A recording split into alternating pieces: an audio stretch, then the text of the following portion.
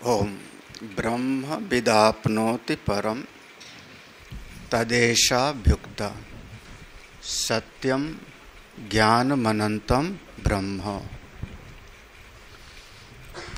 इस पर विचार हम लोगों का चल रहा था। सत्यम, ज्ञानम और अनंतम, ये तीन शब्द को विशेषण मान लिया जाए और ब्रह्म को विशेष्य मान लिया जाए। भगवान भाष्यकार का जो कहना है वो कहते हैं विशेषण मानने में भी कोई हर्ज नहीं है। साधना के लिए कुछ भी आप स्वीकार कर सकते हो। रूपक बहुत सारा दिया गया, शरीर को रथ भी बताया वेद में, लेकिन मुख्य यहाँ पर जो प्रतिपाद्य विषय है वो सत्यम ज्ञानम अनंतम, ये तीनों लक्षण वाक्य है। और लक्षण होता है किसी लक्ष्य को लक्षित करने के लिए। लक्षण किसी लक्ष्य को बताने के लिए होता है, तो ये लक्षण वाक्य है। और अगर विशेषण भी मानते हो तो हमारा उससे कोई विरोध नहीं है, लेकिन मुख्य यहाँ पर लक्षणा वाक्य है। तो एक विचार और प्रारंभ हुआ कि यह जो तीन पद है सत्यम ज्ञानम अनंतम, ये तीनों को परस्पर संबंधित न मान करके पृथक पृथक मान लिया जाए तो सत्यम ब्रह्म, ज्ञानम ब्रह्म और अनंतम ब्रह्म ऐसा मान ले तो इससे भी संगति लग जाती है, इसमें भी कोई विरोध नहीं होता। सत्यम माने उसको हम कहते हैं, ब्रह्म वो है जो शास्त्र और आचार्य शास्त्र श्रुति युक्ति के द्वारा जो निश्चित किया गया है और जिसमें कभी कोई परिवर्तन नहीं होता। व्यभिचार माने परिवर्तन। अपरिवर्तनीय जो सत्य होगा उसको हम कहते हैं सत्य, और वो केवल ब्रह्म में ही घटित होगा।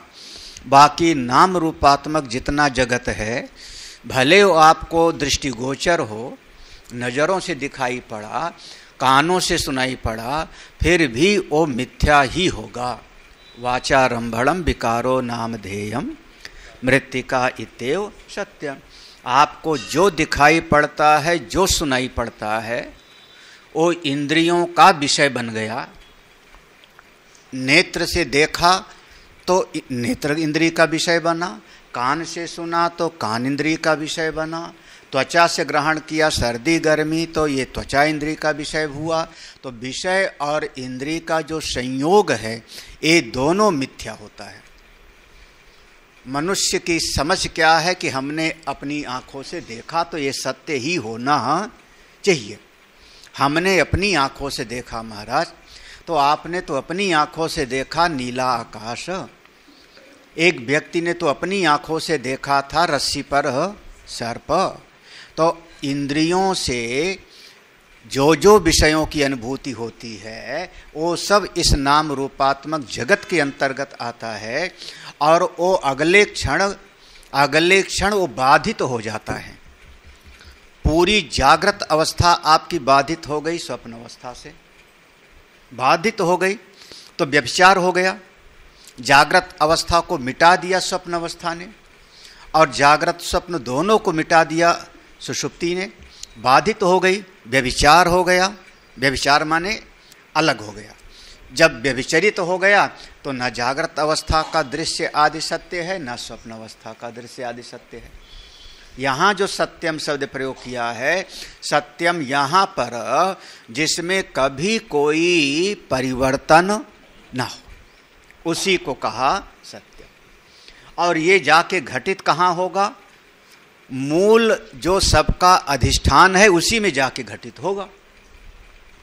और अगर आपने कोई परिणाम मान लिया, जैसे हमने कहा मिट्टी से घड़ा बना, मिट्टी से घड़ा बना, तो घड़े में भी व्यभिचार हुआ, क्योंकि बच्चे ने डंडा मार दिया तो घड़ा टूट गया, तो घड़ा भी व्यभिचरित हो गया। और मिट्टी जो थी, मिट्टी में भी एक अंश की कमी हो गई। जितना 1 किलो आधा किलो मिट्टी निकाला था उसमें से, वो तो कम हो गया ना। तो पहले जैसी स्थिति में मिट्टी भी नहीं रही। जितना सोना था उतना सोना आभूषण बनने के बाद अब तो नहीं है। 2 ग्राम तो निकल गया ना उसमें से, तो क्या हो गया, वो बेकार हो गया। तो स्वर्ण में भी बेकार हो गया, आभूषण में भी बेकार हो गया, व्यभिचार हो गया। तो ये दोनों ही मिथ्या होगा और इन दोनों का जो अधिष्ठान होगा वही परम सत्य, वो सत्यम ब्रह्म है। उसको कहा था त्रिकाले अपि तिष्ठ, सत्य ही ब्रह्म है, सत्य ही सत्य है, वही ब्रह्म है। निश्चय क्या हुआ, इसका निश्चय क्या हुआ, अतः सत्यम ब्रह्मिति ब्रह्म विकारात् निवर्तयति। इसका निष्कर्ष ये निकला कि ब्रह्म चूंकि वह अपरिवर्तनीय है, सत्य है, तीनों कालों में ज्यों का त्यों रहता है, इसका मतलब ये हुआ कि ब्रह्म से कुछ भी पैदा नहीं हुआ। कई बार हमने पढ़ाया है, जब कार्य कारण के संबंध से विचार करोगे तो ईश्वर कारण है, सृष्टि कार्य है। कौन? ईश्वर कारण है, माया उपहित चेतन, सृष्टि कार्य है। लेकिन जब ब्रह्म शब्द आएगा तो तुरंत ध्यान देना कि ब्रह्म कारण नहीं है, अपितु अधिष्ठान है और जगत उसके ऊपर अध्यस्त है। ये मूल सिद्धांत है। लेकिन कोई ना कोई पकड़ के रखेगा, नहीं सब ब्रह्म से पैदा हुआ, और ऐसा कहीं ना कहीं श्रुति भी मिल जाएगी। आगे भी आएगा प्रसंग, इसमें आगे भी आएगा। तो मूल सिद्धांत है अतः सत्यम ब्रह्म इति। जो सत्यम ब्रह्म हमने निश्चय किया, सत्यम को ब्रह्म के साथ, विकारात् निवर्तयति। ओ ये जितना विकार के रूप में पैदा हुआ नाम रूपात्मक जगत, ये सब उस ब्रह्म पर कल्पित सिद्ध हुआ। विकार का हो गया निवर्तन, व्यावर्तन। जो पैदा हुआ वो ब्रह्म नहीं है, जो पैदा हुआ वो ब्रह्म नहीं है। अब कौन कौन पैदा हुआ? मेरा शरीर पैदा हुआ, आपका शरीर पैदा हुआ, हाँ, घोड़े हाथी का शरीर पैदा हुआ, देवता वो भी पैदा हुए, ब्रह्मा विकारात् निवर्तयति। जो जो पैदा हुआ, क्योंकि सत्यम हम किसको कह रहे हैं? जिसमें कभी कोई व्यभिचार ना हो, वो हुआ सत्य, यही ना। और उनके 5 सिर लेके पैदा हुए, एक सिर कट गया तो चतुर्मुख हो गए। तो क्या हो गया? अब बदलाव हो गया ना। तो इसका मतलब जो दिखाई पड़ रहा है वो सत्य नहीं है, अधिष्ठानत्वेन वो सत्य होगा। अब इस पर थोड़ा विचार करते हैं। देखो, ये आज का थोड़ा ध्यान से पढ़ना गंभीर है। हम भाष्य पढ़ाते, अनुवाद करते चले जाते हैं, आपको समझ में आवे तो हरी इच्छा, न समझ में आवे तो राम राम, है ना। हम मंत्र पंक्ति पढ़ते हैं, अनुवाद करते चले जाते हैं। अतः कारणत्वं प्राप्तं ब्रह्मणः कारणस्य च कारकत्वं वस्तुत्वात् मृदवत् अचिद रूपता च प्राप्त अतः इदम उच्यते ज्ञानम ब्रह्म इति। जब कहा कि सारा जगत, नाम रूपात्मक जगत, ये सब उसी से पैदा हुआ, कहाँ कहा जाएगा? आगे कहा जाएगा तस्माद वा ये तस्माद आत्मनः आकाश, वहाँ पर कहा जाएगा। तो वहाँ तो कारण बताया जाएगा। तो जब ब्रह्म का कारणत्व तो सिद्ध होगा कि ब्रह्म कारण है सारे जगत का, तो अतः कारणत्वं प्राप्तं ब्रह्मणा, सारे जगत का कारणत्व। मूलतः सिद्धांत क्या है? अधिष्ठान है। लेकिन विचार कब शुरू होगा भाई? पूर्व पक्षी कब शुरू होगा? जब वो कहेगा नहीं अधिष्ठान नहीं बल्कि कारण है, उसी से सब पैदा हुआ। तो अतः कारणत्वं प्राप्तं ब्रह्मणा, तो ब्रह्म सबका कारण हो गया, उसी से सारा नाम रूप जगत पैदा हुआ। तो जब ब्रह्म सबका कारण हो गया तो कारणस्य च कारकत्वम, और कारण से ही जो कार्य के रूप में कोई चीज वस्तु उत्पन्न होती है। कारण जो होता है वो कोई न कोई द्रव्यात्मक होता है। कारण कोई न कोई वस्तु होगा, द्रव्य होगा, जैसे मिट्टी है। कारणस्य च कारकत्वम वस्तुत्वात्, जो कारण होगा वो अन्य कारकों के लिए सहयोग करेगा। मिट्टी से घड़ा बनाया, स्वर्ण से आभूषण सुनार ने बनाया। किस लिए बनाया? पैसे के लिए बनाया। किस सामान से बनाया? तृतीया हो जाएगा, कारण से के द्वारा। उसने औजार प्लास से बनाया, यही ना। तो वो जो कारण होगा, उसके कारण बनने पर जब उससे कोई कार्य की उत्पत्ति हो रही है तो उसमें बीच में कारक आ जाएंगे। किसने बनाया, किससे बनाया, क्यों बनाया। जब कारक आ गया तो कारण से कार्य होगा, फिर कारक होगा, तो जो कारण के रूप में सिद्धि हो रही है वो द्रव्य हो गया, वो वस्तु हो गई। जैसे चावल जिससे आपने खिंच, वो वस्तु हो गई। जब द्रव्य हो गया, कैसे दृष्टांत दिया? मृदवत। जैसे अनेक नाना रूपात्मक घट, मिट्टी आदि, कुल्हड़ आदि में क्या था? मिट्टी। मृदवत, तो मिट्टी हो गई कैसी? द्रव्य हो गई। तो द्रव्य जो होगा अचित रूपता, वहां जो लिखा है ध्यान, मृतवत, वहां ता है, वह द, हाँ, अचित रूपता। हाँ हाँ, वस्तुत्वात्, वहां ना जहां लिखा है ना वस्तुत्वात्, वहां लिखा है वस्तुत्वान। पढ़ना सीखो।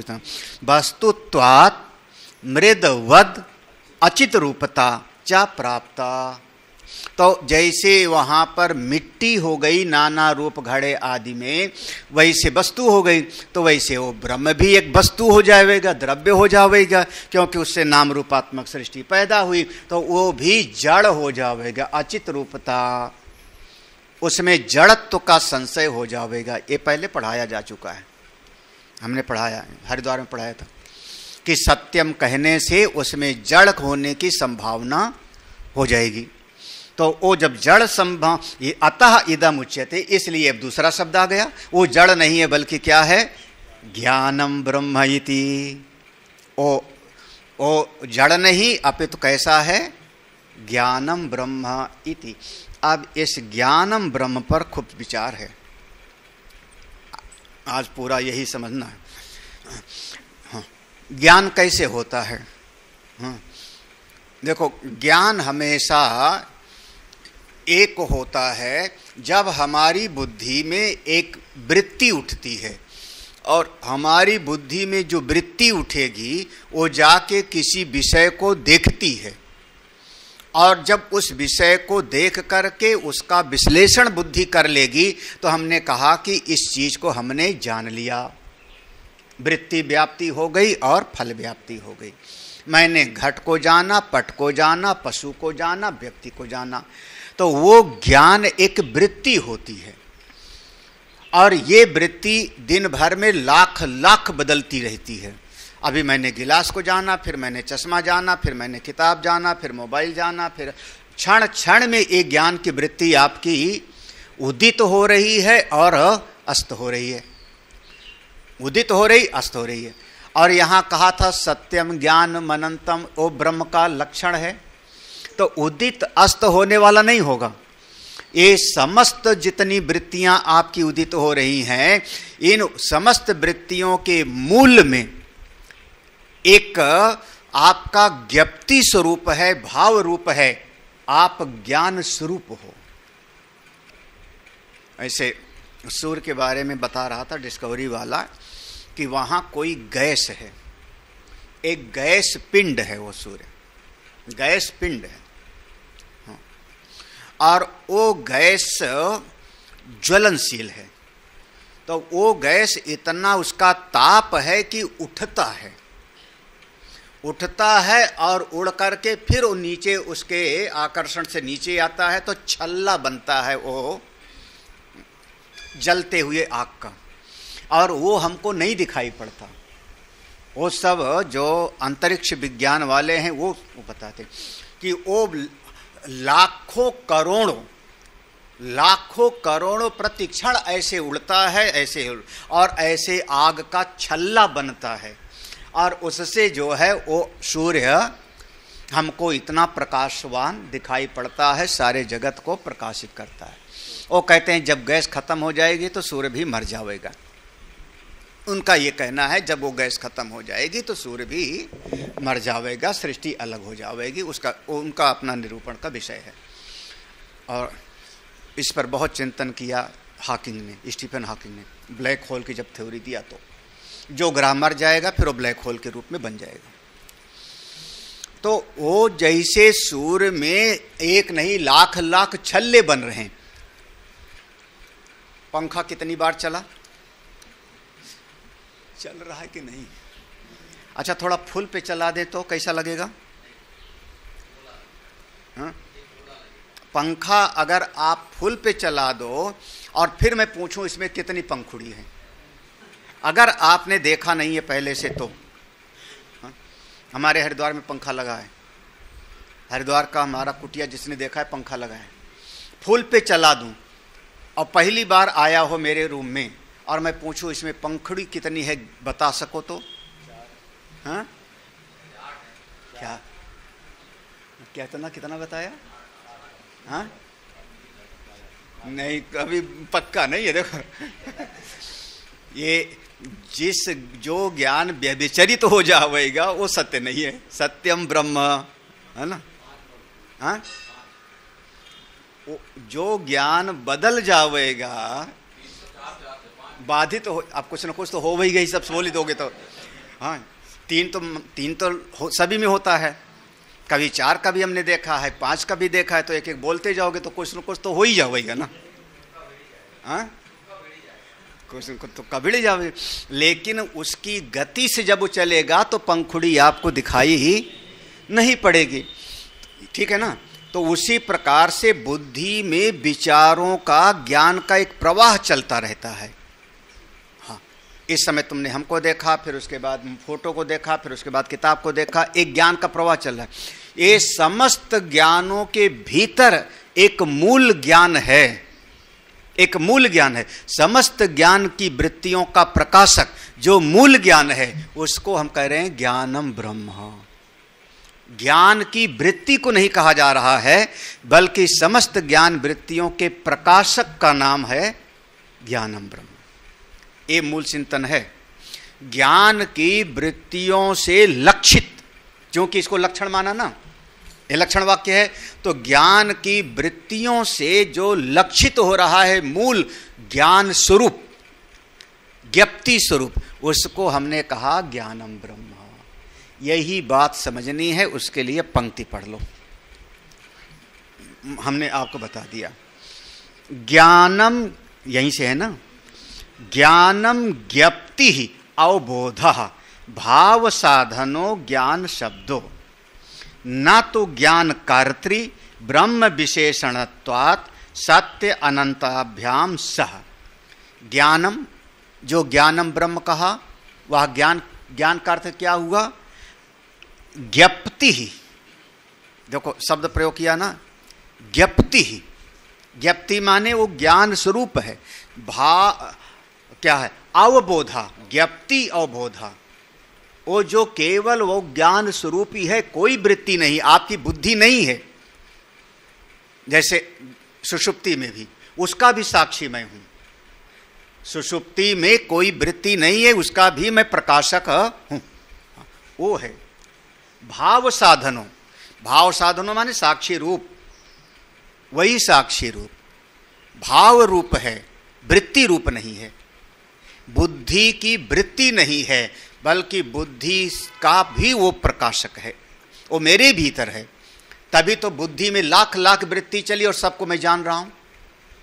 हाँ, कल मैंने ये, हमारी बुद्धि ने ये चीज को पढ़ा था, वो भी मैं जाना था। आज मेरी बुद्धि ने ये पढ़ा, ये भी मैं इसका मतलब वो बुद्धि की वृत्ति में जो ज्ञान हुआ वो अलग था, और उसको सबको जानने वाला मैं बिल्कुल अलग हूं। हाँ, वो है भाव साधन। यही ध्यान समझना, यही ज्ञान शब्दों न तो ज्ञान कर्त्री, ज्ञान यहां पर जो शब्द है वो ज्ञान का कर्ता नहीं है, ना तो ज्ञान कर्त्री, वहां पर कर्तृत्व तो नहीं है, मैं ये जान रहा हूं, ये क्या हो जाएगा, ज्ञान की वृत्ति हो जाएगी, ये वृत्ति का ज्ञान हो जाएगा, ना तो ज्ञान कर्त्री, वहां ज्ञान का कर्ता नहीं है, बल्कि ज्ञान वहां पर स्वरूप है। क्यों ऐसा कह रहे हो, ब्रह्म विशेषणत्वात्, मान लो कि ब्रह्म के वो 3 विशेषण थे, इसलिए कौन सा, सत्य अनंताभ्याम। देखो अच्छा, सत्य, अब इस पर विचार होगा, आपने जो चीज को जाना ये हमेशा एक जैसा रह रहा है क्या, है?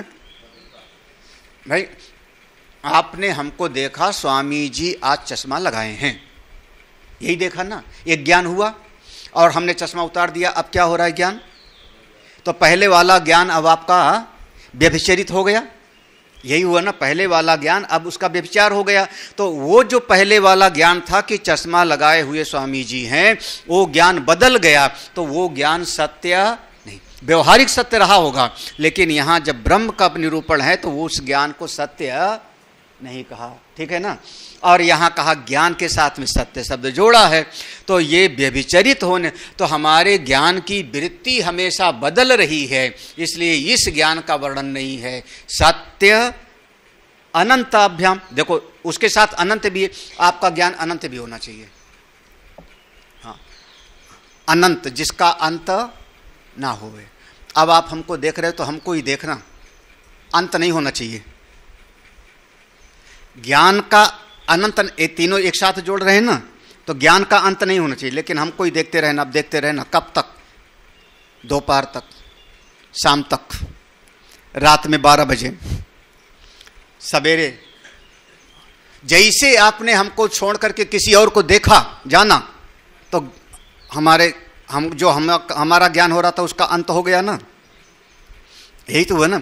एक को छोड़ के जैसे ही आपका ज्ञान बीप पर गया तो एक ही ज्ञान का अंत हो गया। और यहां विशेषण क्या था, सत्यम ज्ञानम अनंत, ठीक है। तो इसलिए वो ज्ञान की वृत्ति नहीं है बल्कि ज्ञान स्वरूप है इति। अब इससे ज्यादा सरल करके नहीं समझा पाऊंगा।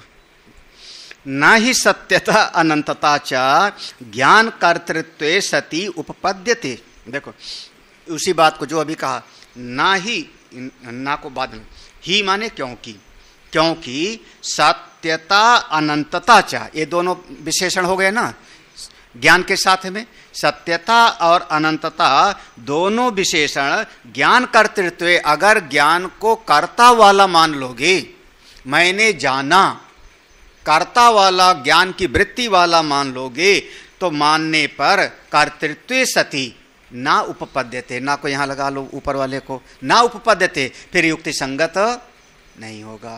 क्योंकि जो ज्ञान में कर्ता होगा वो नित्य नहीं होगा, अनंत नहीं होगा। वो ज्ञान की वृत्ति उदित होती है, अस्त होती है, उदित होती है, अस्त होती है, बस उसमें व्यभिचार दिखाई पड़ता है।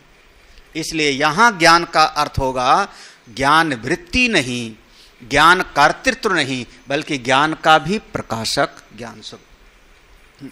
ज्ञान कर्तृत्वेन ही विक्रियमाणम कथम सत्यम भवेद अनंतम च। हमने इस बात को समझा दिया है। ज्ञान कर्तृत्वेन, अगर ज्ञान का कर्ता मानोगे, ज्ञान की वृत्ति को मानोगे कि हमने जाना, तब विक्रियमाणम, वो बदल जाएगा ज्ञान। मैंने कहा था चश्मा उतार दिया तो आपका ज्ञान बदल गया, विक्रियमाणम, तो कथम सत्यम भवेद, तो नित्य कहाँ हुआ, अनंत कहाँ पर हुआ।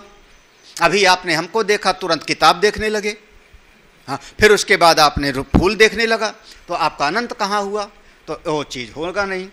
यत ही न कुतश्चित प्रविभज्यते तद अनंतम। अनंत माने क्या, अनंत माने क्या, अनंत चंदोला, अनंत माने क्या, ये अनंत की परिभाषा है। अनंत शब्द की परिभाषा ये है, रट लेना। हाँ हाँ, क्या रट लेना, इस इस नाम का पंक्ति परिभाषा रट लो। अनंत माने क्या?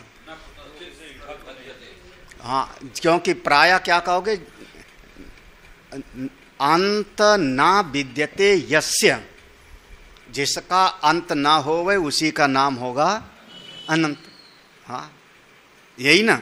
यहां क्या करें देखो, यत ही ना कुतश्चित प्रविभज्यते तद अनंतम, जो कभी भी किसी के द्वारा उसका विभक्त ना किया जा सके, विभाजित ना किया जा सके, उसका नाम होता है अनंत। विभाजित माने अब हम एक किताब पढ़ रहे हैं और तब तक तुरंत एक आपने चाय लेकर के आए, तो चाय ने मेरे किताब के ज्ञान को विभाजित कर दिया ना। अब हमने इधर करके चाय पीना शुरू कर देंगे। अब एक कप चाय का, एक घूंट चाय का पिया और एक बार हमने किताब देखी, तो क्या हो रहा है हमारा ज्ञान? अब ये चाय वाला इसको विभाजित कर दे रहा है, किताब वाला चाय को विभाजित कर दे रहा है। ठीक है ना। तो जहां पर कोई विभाग हो जाता है वो अंत वाला हो गया। ए ने बी को अंत कर दिया, बी ने सी को अंत कर दिया, सी ने ए को अंत कर दिया। जहां पर कोई अंत ना होवे उसको हम कहेंगे अनंत। समझ में आ रहा है कि नहीं सतीश पांडे? कहां फंस गए उपनिषद में?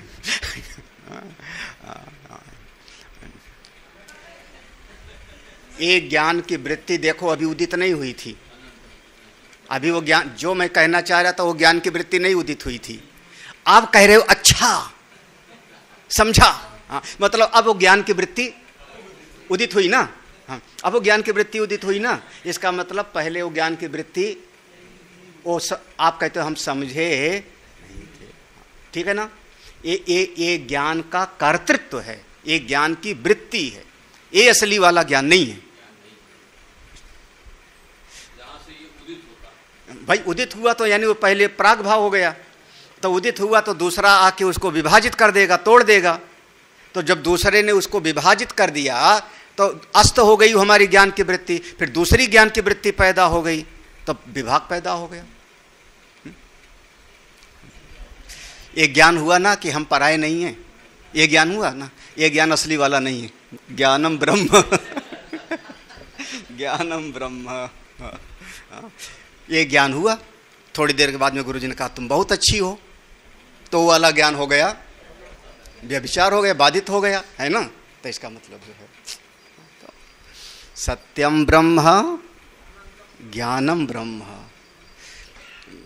यत ही, वहां यद्धि लिखा है ना, तो यत ही ना कुतश्चित प्रविभज्यते तद अनंतम, ये अनंत की परिभाषा हो गई। ज्ञान कर्तृत्वे च ज्ञेय ज्ञानाभ्याम प्रविभक्तम इति अनंतता न स्यात्। ज्ञान कर्तृत्व, जिस ज्ञान में कर्ता भाव होवेगा तो वहां क्या होगा, भेद पैदा हो जाएगा। किसका? ज्ञेय और ज्ञान का। देखो त्रिपुटी बन गई ना।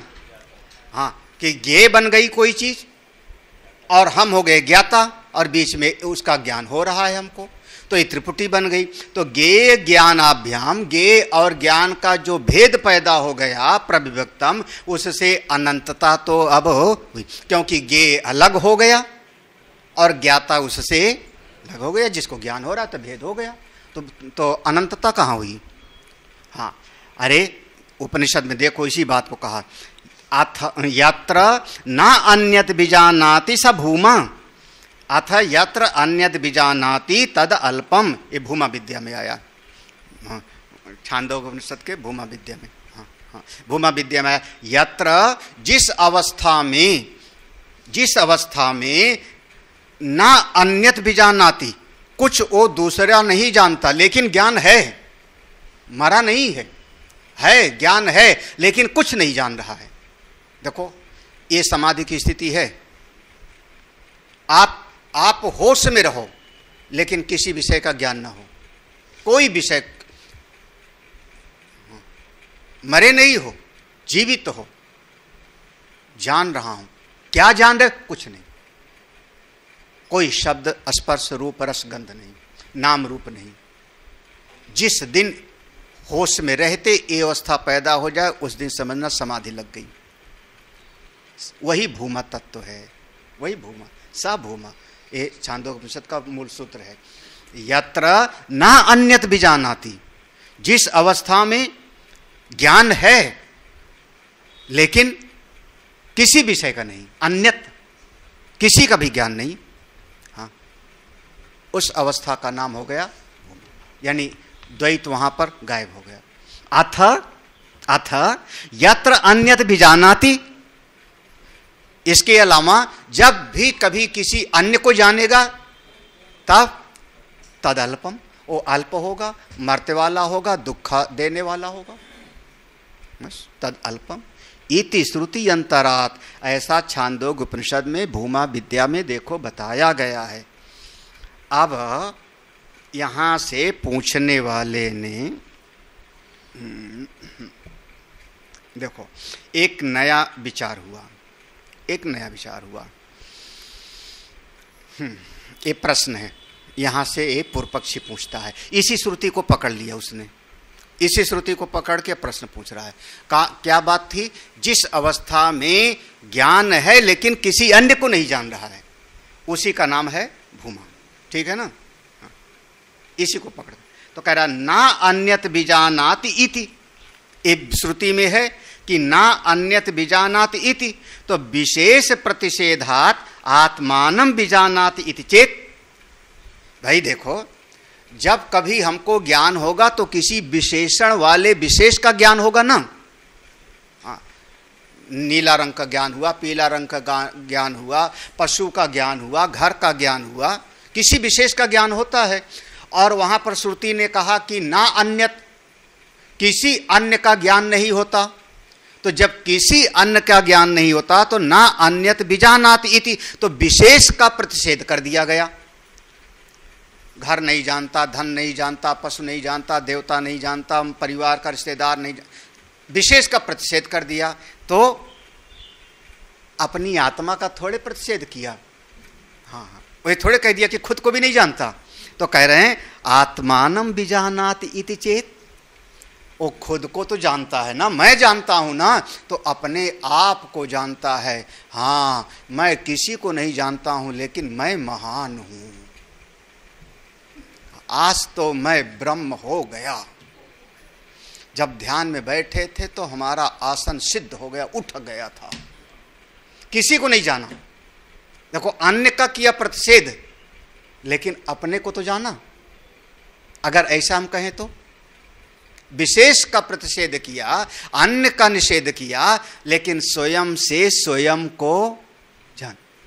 बहुत बार ऐसा कई लोग प्रवचन में बोल देंगे, वक्ता लोग, हम भी शायद बोल सकते हैं कभी व्यवहार में, कि खुद से खुद को जानो, स्वयं से स्वयं को जानो। ये स्वयं की यात्रा स्वयं तक है, अपने से अपने को जानो।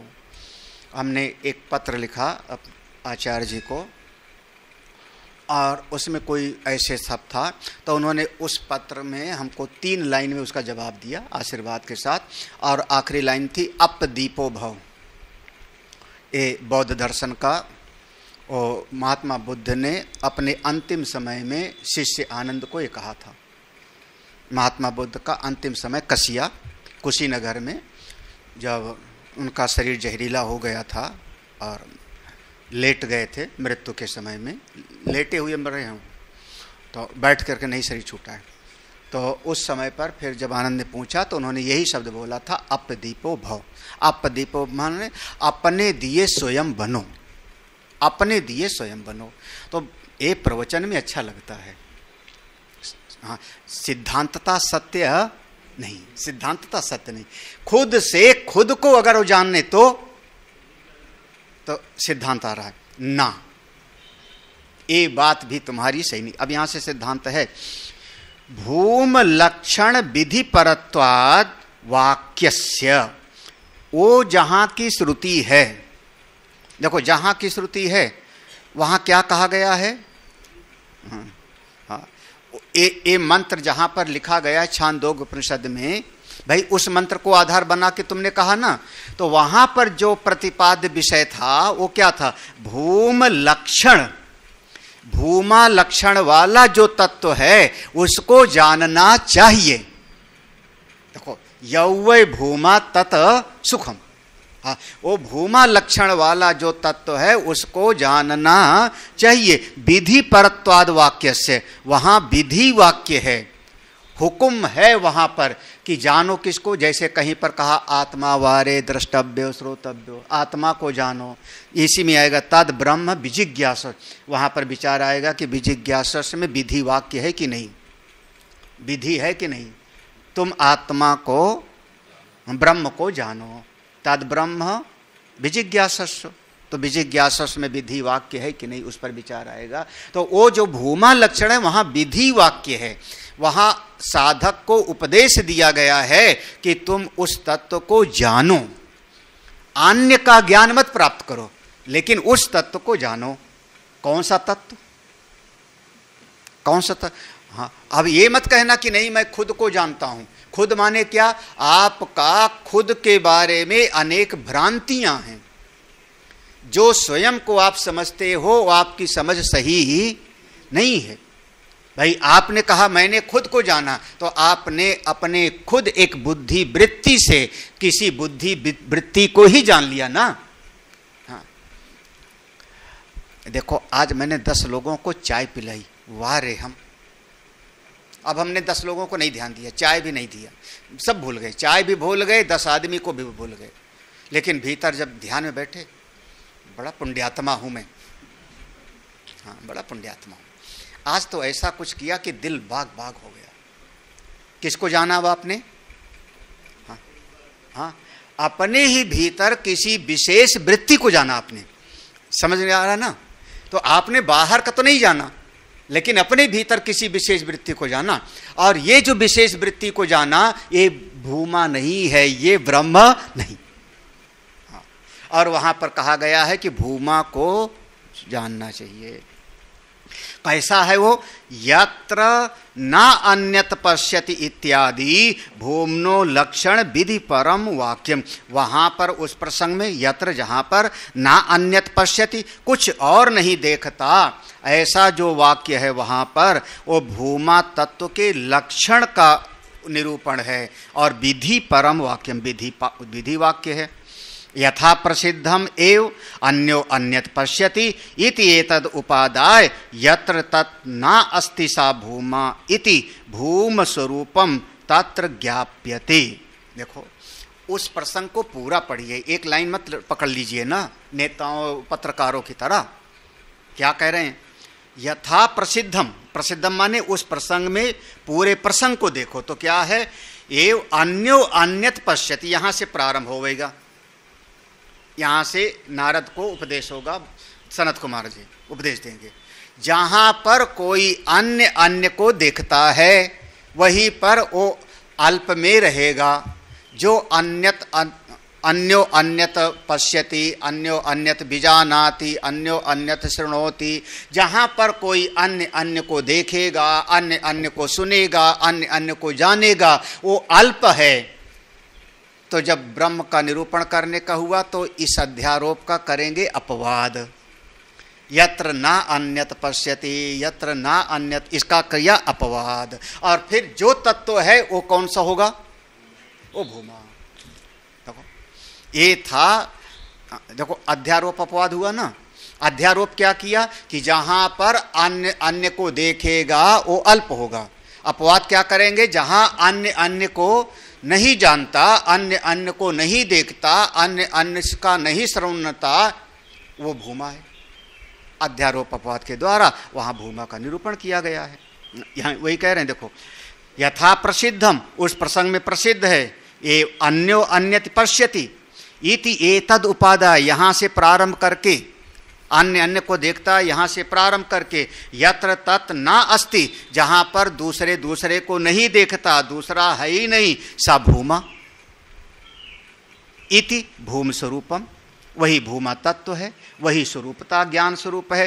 तत्र ज्ञाप्यते, वहां यही बताया गया है। अन्य ग्रहणस्य प्राप्त प्रतिषेधार्थत्वात् न स्वात्मनि क्रिया अस्तित्व परम वाक्यम। उस प्रसंग में अन्य ग्रहणस्य ये द्वैत तो पहले से प्राप्त ही है। अन्य ग्रहण से माने मैं किसी अन्य को देख सुन रहा हूं, ये पहले से प्राप्त सिद्ध है, ये तो पहले से सिद्ध है ना। तो अन्य ग्रहण से प्राप्त तो पहले से प्राप्त है, उसका क्या कर रही श्रुति? प्रतिषेधार्थम। उसको क्या किया श्रुति ने? निषेध किया। देखो, अन्य ग्रहण से प्राप्त, प्राप्त माने जो पहले से स्वतः सिद्ध है, सालों साल से हम मानते आ रहे हैं, उसका किया क्या श्रुति ने? प्रतिषेधार्थ।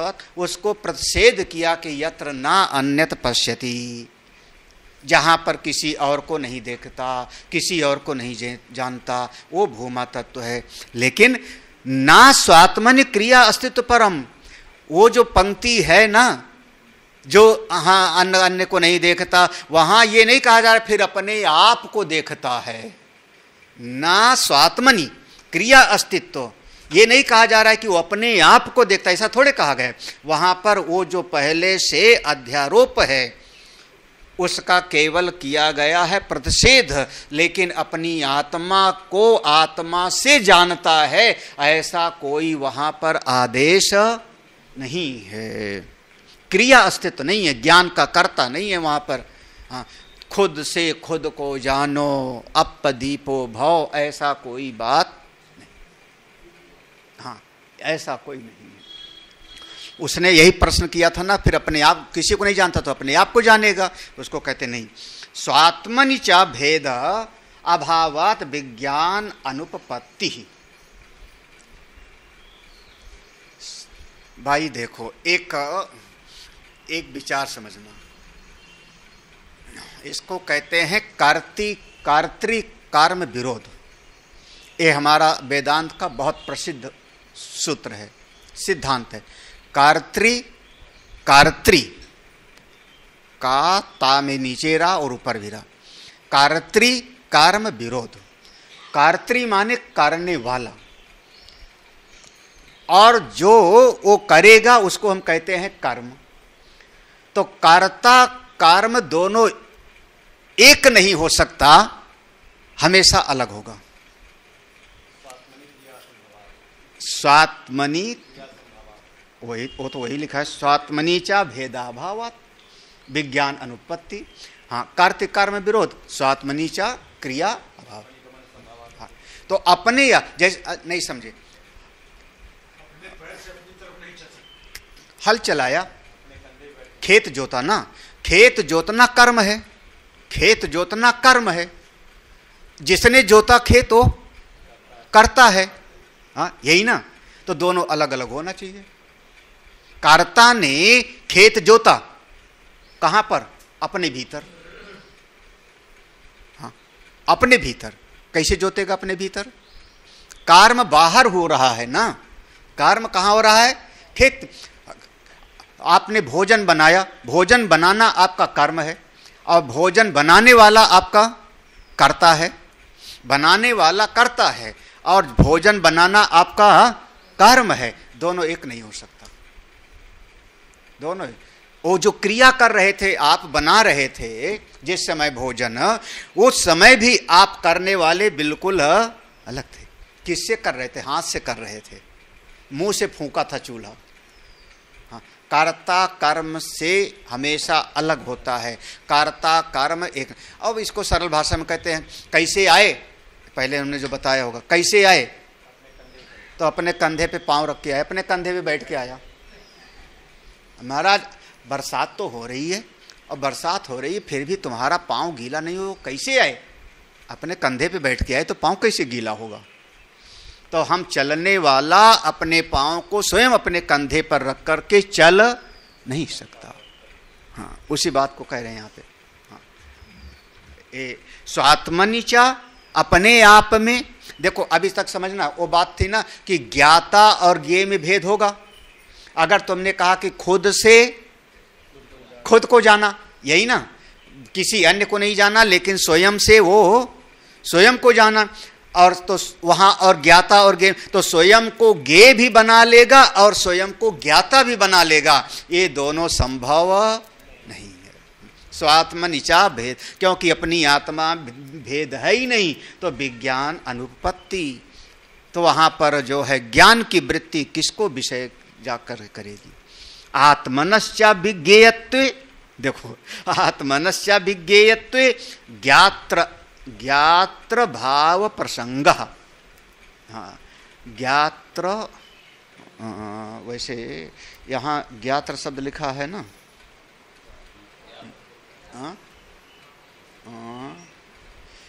हाँ ज्ञात्र भाव प्रसंग। आत्मनश्च विज्ञेयत्वे ज्ञात्र भाव प्रसंग। ज्ञेयत्वेन एव विनियुक्तत्वात्, अगर अपनी आत्मा को खुद आत्मा से जाना ऐसा कहेगा तो आत्मा को विज्ञेय बनाएगा, और विज्ञेय बनाने पर फिर ज्ञाता का अभाव हो जाएगा। ज्ञात्र भाव प्रसंग।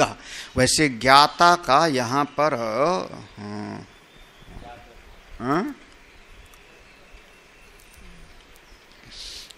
ज्ञाता की अनुपलब्धि हो जाएगी, ज्ञाता की अनुपलब्धि हो जाएगी। क्यों? हाँ ज्ञाता का अभाव हो जाएगा, असंधि है। हाँ ठीक, हाँ ज्ञात्र भाव प्रसंगा, तो वहां पर ज्ञाता का अभाव हो जाएगा क्योंकि द्वैत हो जाए। अच्छा, हमने खुद से खुद को जाना तो जानने वाला जाने हुई चीज से हमेशा, ये तो सुना है ना, जानने वाला जानी हुई से, तो जिसने जाना उसने फिर किसी और को जाना, फिर उसने किसी, तो इसमें दोष हो जाएगा, ये चीज ठीक नहीं है।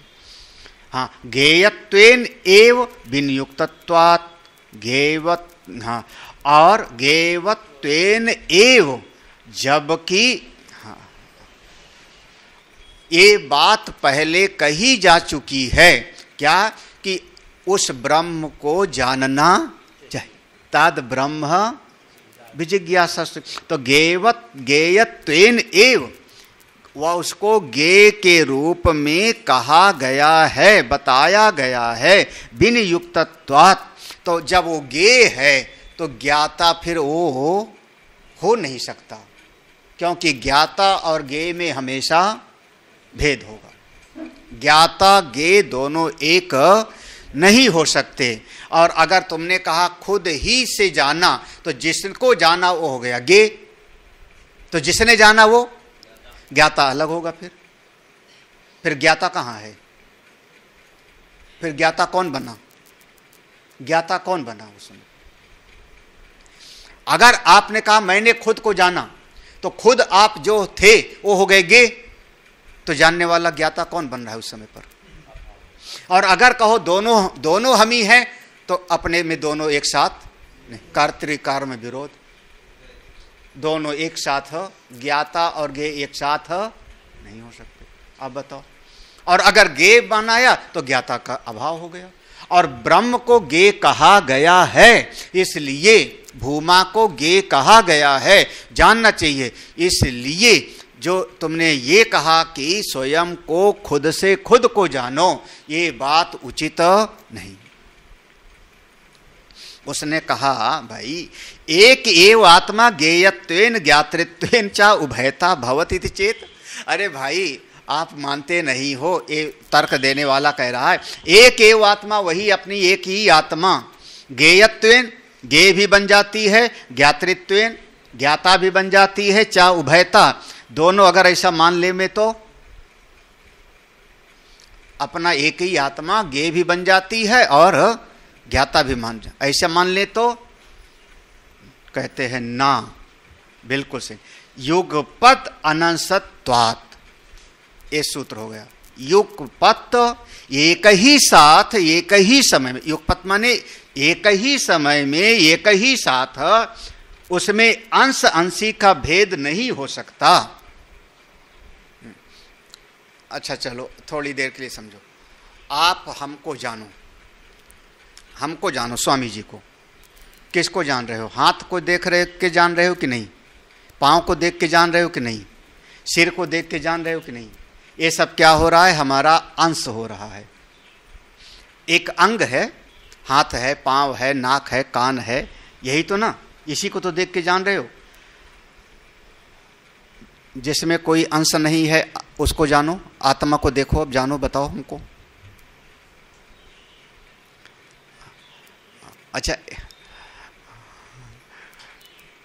देखो, एक चलो, मैं आत्मा को जानता हूं कि नहीं?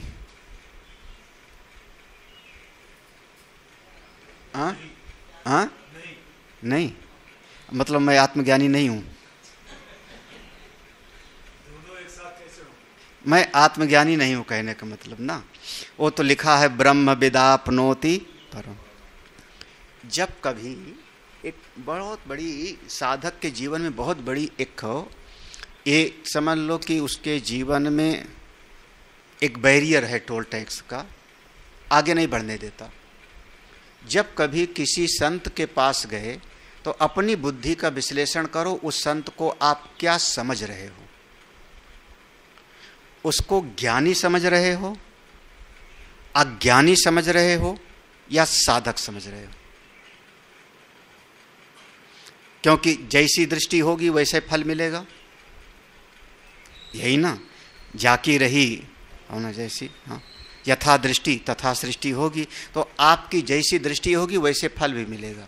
जिस संत के भी पास गए उसको ज्ञानी, ब्रह्म ज्ञानी समझ के जा रहे हो, अज्ञानी समझ के जा रहे हो, या साधक समझ के जा रहे हो? हाँ, अगर अज्ञानी समझते हो तो उसके पास गए क्यों आप?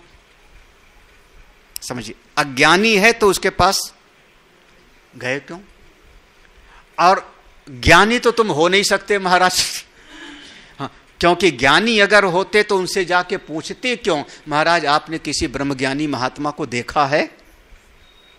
इसका मतलब आप ब्रह्मज्ञानी नहीं हो, ठीक है ना? हाँ, तो समझ क्या रहे हो? ज्यादातर जो है साधक समझ रहा है कि महाराज मैं भी साधक हूं, आप भी साधक हूं, मैं चौथी पायदान पर हूं, आप 8वीं पायदान पर होंगे, बस और ज्यादा नहीं। समझिए, और यही कारण है कि साधक ब्रह्म विद्या से वंचित हो जाता है। हाँ, क्योंकि आप साधक समझ रहे हो तो उसी स्तर पर रह जाओगे। हमने कई बार कहा है संभवतः प्रवचन में कि अगर एक वृक्ष के प्रति भी आपकी पूर्ण निष्ठा हो जाए तो वृक्ष उपहित चेतन वो ब्रह्म है, आपको वहां से भी ज्ञान हो जाएगा। और फिर जल मुर्गे ने उपदेश किया, गाय के बछड़े ने उपदेश किया ब्रह्म के एक पाद का, अग्नि देवता ने ब्रह्म का उपदेश किया। क्यों? आपकी अगर दृष्टि है ब्रह्मवेत्ता की तो आपको एक कहीं से भी बोध हो जाएगा।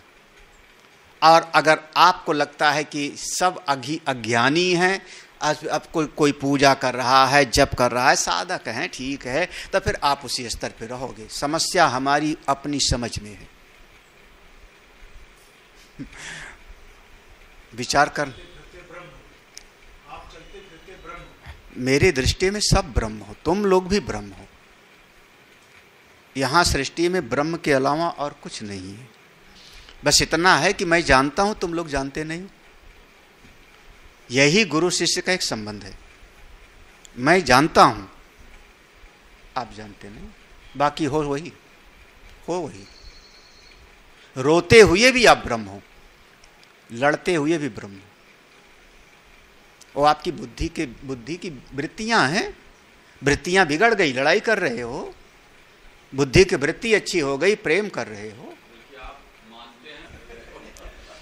ओम पूर्णमदः पूर्णमिदं पूर्णात् पूर्णमुदच्यते पूर्णस्य पूर्णमादाय पूर्णमेवावशिष्यते।